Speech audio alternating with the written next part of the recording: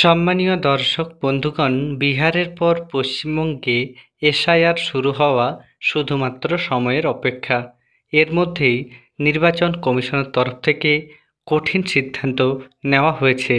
নির্বাচন commission supreme কোর্টে হলফনামা জমা দিয়ে জানিয়ে দিয়েছে, কোনো ভোটারের নাম যদি ভোটার তালিকা থেকে বাদ যায়, তাহলে কেন তার নাম বাদ দেওয়া হয়েছে তা জানাতে বাধ্য নয় কমিশন।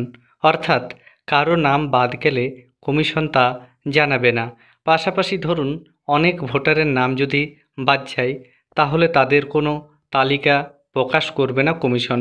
এই মর্মে তারা লিখিত জানিয়েছে সুপ্রিম কোর্টে। সেই সম্পর্কে কি গুরুত্বপূর্ণ আপডেট উঠে এসেছে, সম্পূর্ণ এই ভিডিওতে আপনাদের সামনে আমি তুলে ধরব। এর আগে অনুরোধ, চ্যানেলে নতুন হয়ে থাকলে ছোট্ট চ্যানেলটি সাবস্ক্রাইব করে নোটিফিকেশন অল করে রাখতে ভুলবেন না। ভোটার তালিকা থেকে নাম বাদ কেন, ব্যাখ্যা দেবে না কমিশন। এ বিষয়ে বিস্তারিত কি বলা হয়েছে দেখুন। ভোটার তালিকার বিশেষ সংশোধন নিয়ে উত্তাল জাতীয় রাজনীতি। এর মধ্যে নির্বাচন কমিশন জানালো, বিশেষ সংশোধনের পর কাদের নাম বাদ গিয়েছে তা আলাদা তালিকা প্রকাশ করে জানাবে না কমিশন। কেন বাদ গেল নাম তাও বলবে না তারা। তবে যাদের নাম বাদ গিয়েছে তাদের কাছে নোটিশ যাবে, তারা আবেদনের সুযোগও পাবেন। তাদের অন্ধকারে রেখে কোনো সিদ্ধান্ত নেওয়া হবে না।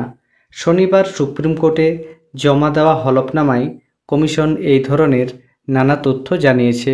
তাতে আরও বলা হয়েছে, বিহারে এখন মোট 7.24 কোটি ভোটার রয়েছেন। বিশেষ সংশোধনের পর বাদ গিয়েছে 65 লক্ষ নাম। কমিশনের দাবি, এদের অনেকেই প্রয়াত হয়েছেন, বাকিরা এখন আর বিহারের বাসিন্দা নন। এসআইআর নিয়ে শেষ কয়েকদিন ধরে বিস্তর জলঘোলা হয়েছে। এর মধ্যে 1 আগস্ট বিশেষ সংশোধনের পর তালিকা প্রকাশ করেছে কমিশন। তারপর থেকে প্রতিবাদ আরও জোরালো হয়েছে। সুপ্রিম কোর্টে মামলাও দায়ের হয়েছে। আবেদনকারী জানতে চেয়েছিলেন, কেন 65 লক্ষ ভোটারের নাম বাদ গেল। শুনানিতে এই বিষয়টি ওঠার পর দেশের নির্বাচন আয়োজনের নিয়ামক সংস্থা হলফনামা দিল। আপাতত শীর্ষ আদালতের বিচারপতি সূর্যকান্তর ডিভিশন বেঞ্চে এই মামলার শুনানি চলছে। হলফনামায় কমিশন কি দাবি করেছে দেখুন। হলফনামায় কমিশনের তরফে আলাদা 3টি বিষয়ের উল্লেখ করা হয়েছে। সেখানে বলা হয়েছে, আগাম নোটিশ না দিয়ে কারো নাম চূড়ান্ত তালিকা থেকে বাদ দেওয়া হবে না। সকলে আবেদনের সুযোগ পাবেন।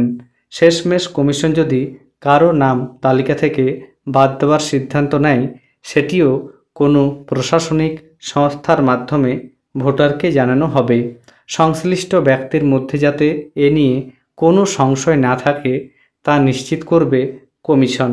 তাছাড়া কোনো ভোটারকে আবেদন করার ক্ষেত্রে নির্দিষ্ট নথি সংগ্রহ করতে হবে, তার জন্য নির্দিষ্ট সময়ও দেওয়া হবে। হলফনামায় অন্য একটা অংশে কমিশন জানিয়েছে, কোনো বৈধ ভোটারের নাম তালিকা থেকে বাদ দেওয়া হয়নি। জনপ্রতিনিধিত্ব আইন অনুযায়ী সমস্ত ব্যবস্থা করা হয়েছে।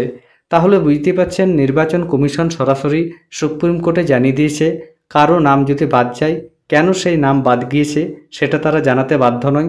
পাশাপাশি ধরুন অনেকের নাম বাদ যাওয়ার পর কোনো তালিকা তারা প্রকাশ করতে বাধ্য নয়, এটাও জানিয়েছে। তবে কমিশন একথাও বলেছে, কোনো ব্যক্তি যদি নিজেকে বৈধ ভোটার বলে প্রমাণ করতে চান, সেই সময়ও দেওয়া হবে এবং কারোর নাম বাদ যাওয়ার আগে তাকে নোটিশ দিয়ে জানানো হবে। তিনি সমস্ত তথ্য আবার পুনরায় জমা দিতে পারবেন এবং নিজেকে ভারতীয় বলে প্রমাণ করার সুযোগ পাবেন। ধন্যবাদ।